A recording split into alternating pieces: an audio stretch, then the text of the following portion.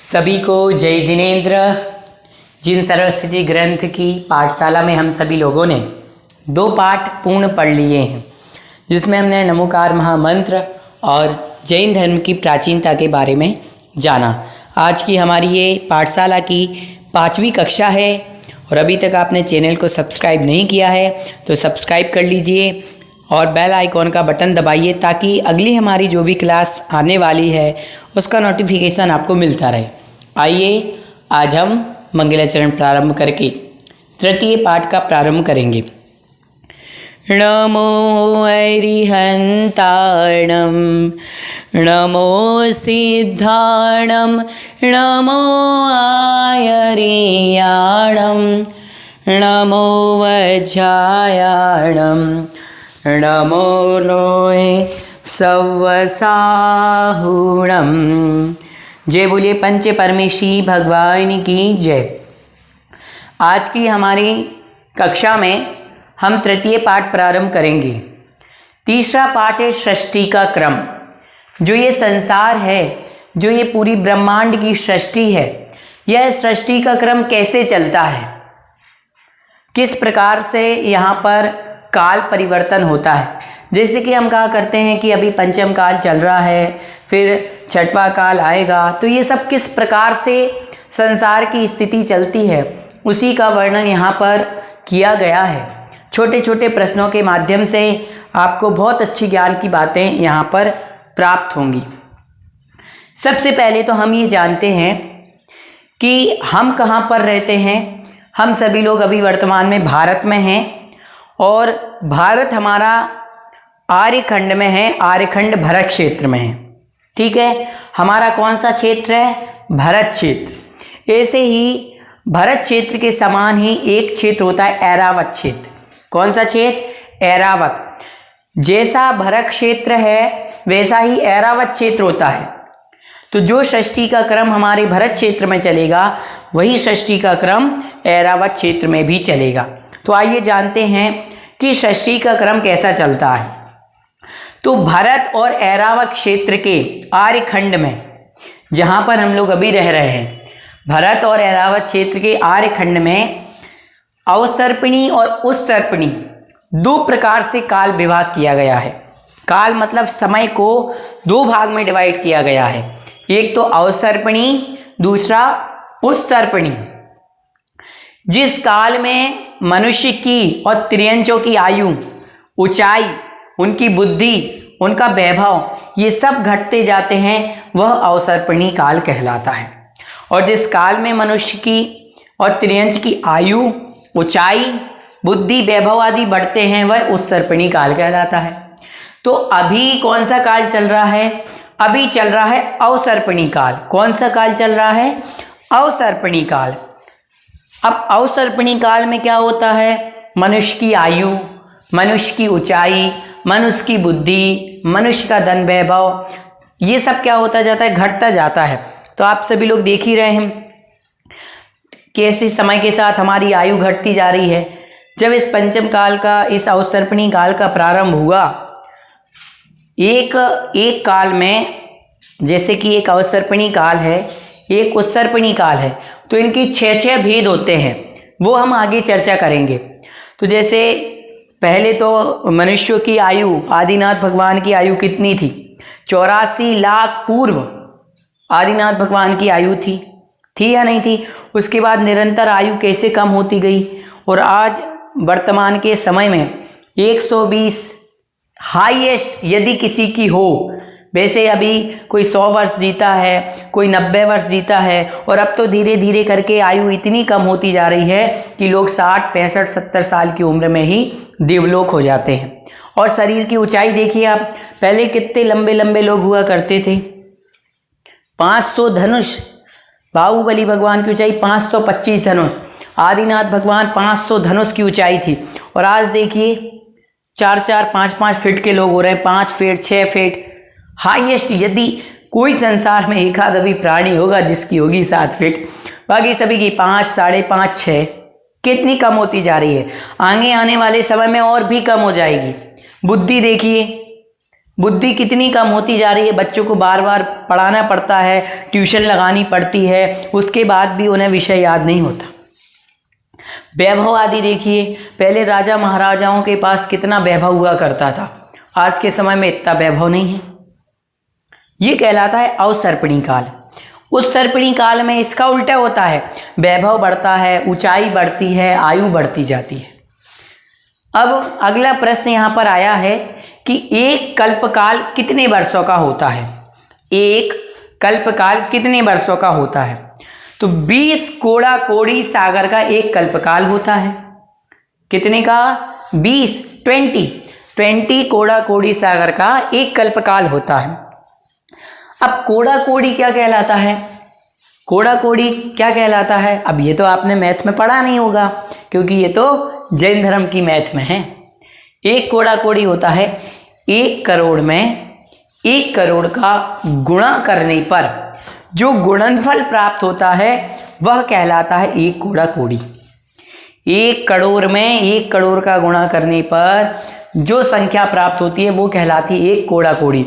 ऐसे 20 कोड़ा कोड़ी सागर का कल्पकाल होता है। सागर क्या होता है? सागर बहुत बड़ी संख्या है, बहुत वर्षों में होता है, वो मैं आपको फिर कभी समझाऊंगा विस्तार पूर्वक।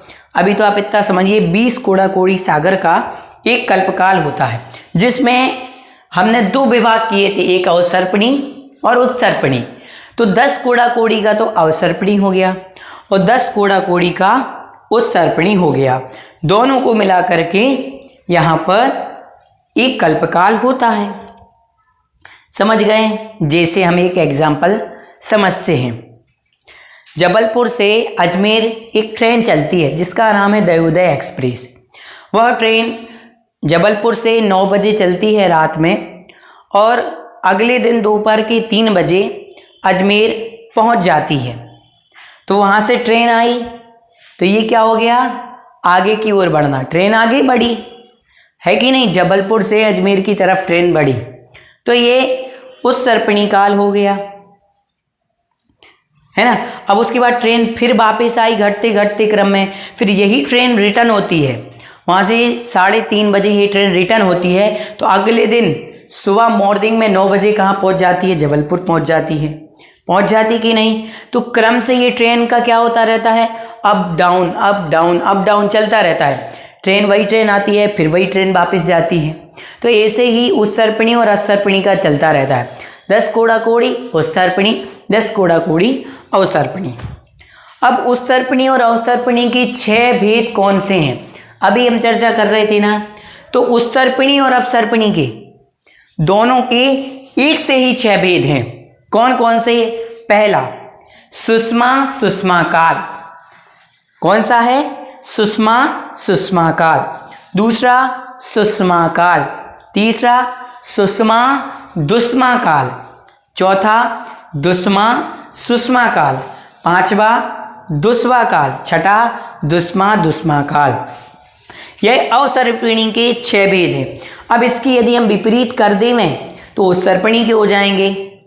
उत्सर्पिणी के कैसे रहेंगे? दुष्मा दुष्मा, दुष्मा, दुष्मा सुषमा, सुषमा दुष्मा, फिर उसके बाद सुषमा और सुषमा सुषमा। घड़ी के जिस प्रकार से 6 अंक तक विभाग करें तो ये क्या होता है? अवसर्पिणी। और 6 से 12 तक के अंक उत्सर्पिणी। समझ गए? चलें, अब यहाँ पर सबसे इसमें बहुत सारे काल के नाम आए हैं।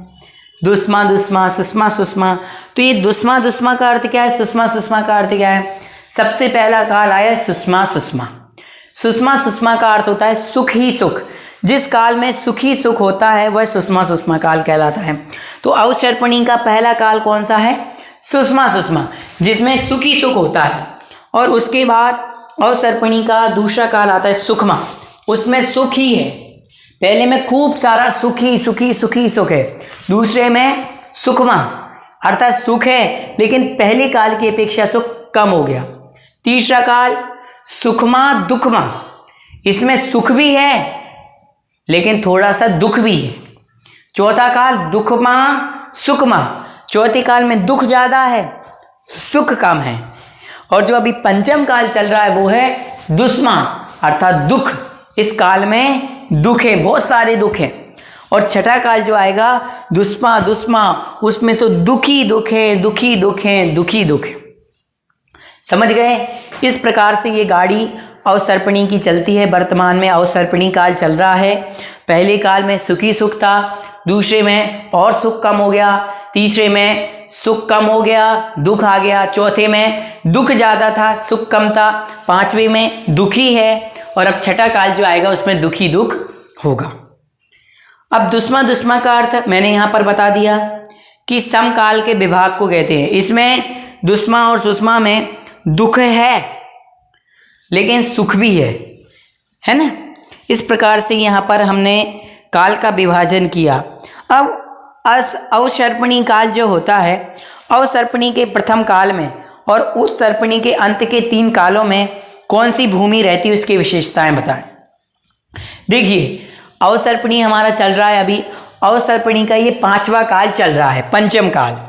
इसके पहले 4 काल निकल गए, तो उनमें से जो फर्स्ट के 3 काल थे, पहला सुषमा सुषमा, दूसरा सुषमा, तीसरा सुषमा दुष्मा, इन 3 कालों में भोग भूमियाँ थी। उन 3 कालों में क्या थी? भोग भूमियाँ थी। उसके बाद जो उत्सर्पणी आएगा, उस सर्पणी के लास्ट के 3 कालों में, क्योंकि मैंने बताया था ना ये ट्रेन के डिब्बे की तरह ऊपर नीचे होते हैं, तो उस सर्पणी के लास्ट के 3 काल कौन कौन से हैं? उस सर्पणी के लास्ट के 3 काल सुषमा दुष्मा, सुषमा सुषमा सुषमा, इन 3 कालों में भोग भूमियाँ होती हैं। अवसर्पणी के फर्स्ट के 3, उस सर्पणी के लास्ट के 3 कालों में भोग भूमियाँ होती हैं। अब भोग भूमि की क्या विशेषताएं हैं, क्या होता है भोग भूमि का? सुना तो आप सबने होगा भोग भूमि के बारे में कि भोग भूमि में सुख ही सुख होता है, भोग ही भोग बोलते हैं। तो वहाँ पर कौन कौन से सुख होते हैं, आइए एक नज़र डालते हैं। भोग भूमि के जीवों का आहार तो होता है लेकिन निहार नहीं होता। भोग भूमि के जीव भोजन करते हैं लेकिन मल आदि का विसर्जन उनको नहीं करना पड़ता, मलमूत्र आदि नहीं करना पड़ता। यहाँ के मनुष्य अक्षर, गणित, चित्र 64 कलाओं में स्वभाव से ही निपुण होते हैं। भोग भूमि में देखिए वहाँ पर सिखाना नहीं पड़ता, जन्म से ही वो क्या हो जाते हैं, निपुण हो जाते हैं। और यहाँ पर असंगी और विकलेंद्रिय जीव नहीं होते, यहाँ तो संगी पंचेंद्रिय जीव होते हैं भोग भूमि में। भोग भूमि में ना तो दिन होता है ना रात होता है, न शीत गर्मी ठंडी आदि इनकी वेदना होती नहीं। वहाँ तो हमेशा एक जैसा माहौल, बहुत ही सुंदर वातावरण रहता है। भोग भूमि में सुंदर सुंदर नदियाँ होती हैं, सुंदर सुंदर वापिकाएँ होती हैं, कमलों से भरी वापिकाएँ होती हैं, रत्नों से भरी पृथ्वी और कोमल कोमल घास होती है। यहाँ के मनुष्य वज्र वृषभ नाराज शहनंत और समचतुरस्र संस्थान के धारी होते हैं। अब ये क्या होता है, वज्र वृषभ नाराज सहनन जिसका होता है, उसका जो शरीर है वो पत्थर वज्र के समान हो जाता है, इतना मजबूत, यदि वो व्यक्ति पत्थर पे अपना एक हाथ मार देवे तो पत्थर चूर चूर हो जाएगा। और समचतुरस्र संस्थान अर्थात सर्वांग सुंदर, ऐसा नहीं कि कान बड़ा है और नाक छोटी है, सब बिल्कुल एकदम सर्वांग सुंदर होते हैं। और वहाँ पर युगल संतान उत्पन्न होती है, बेटा बेटी, और जैसे ही वहाँ पर युगल संतान उत्पन्न हुई बेटा बेटी और पिता को छींक आती है, माँ को जमाई आती है और तुरंत दोनों की मृत्यु हो जाती है। और जो युगल संतान उत्पन्न होती हैं वही भविष्य में पति पत्नी बनते हैं। मृत्यु के बाद क्या होता है इनके शरीर का, तो इनका शरीर कपूर की तरह उड़ जाता है। मृत्यु के बाद इनका शरीर कपूर की तरह उड़ जाता है। तो क्या यहाँ नपुंसक भी लोग होते हैं? नहीं, यहाँ तो केवल स्त्री और पुरुष 2 ही वेद होते हैं। और यहाँ भोग की सामग्री कल्प वृक्ष से मिलती है, भोग उपभोग की सामग्री कल्प वृक्षों से मिलती है। और यहाँ के एक एक मनुष्य में 9000 हाथियों के बराबर बल पाया जाता है। कितना बल पाया जाता है? एक मनुष्य में 9000 हाथियों के बराबर पावर्स पाई जाती हैं। अब आप विचार कर लीजिए, 9000 हाथी के बराबर पावर। इस प्रकार से ये भोग भूमि का थोड़ा सा वर्णन है। इसके बाद अब सुषमा काल में मनुष्य की क्या विशेषताएं होती हैं, सुषमा काल में क्या है, दुष्मा काल में क्या है, फिर ये हमारा जो पंचम काल चल रहा है इस काल में क्या विशेषताएं होती हैं, किस प्रकार से सृष्टि में जैसे जैसे काल का क्रम घटता जाता है, किस काल में क्या व्यवस्था होती है, उसकी चर्चा हम आगे की कक्षा में करेंगे। आज की हमारी कक्षा पूर्ण हुई। आज की कक्षा में इतना ही। अगली कक्षा में हम और अच्छी तरीके से समझेंगे। सभी के लिए जय जिनेंद्र।